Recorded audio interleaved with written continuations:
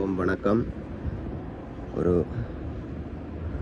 Super market வெளிப்பக்கம் ஒரு சுவர் ஒன்றில் ஃபுல்லாக முழுக்களுமே பச்சை மரங்கள் பூக்கண்டு முழுக்களும் அதை இந்த கிரைனில் ஏறி நீட் பண்ணி கொண்டிக்கணும். அந்த காஞ்ச பூக்கள் காஞ்ச இலைகள் எல்லாத்தையும் பட்டி நீட் பண்ணி கொண்டிருக்கணும்.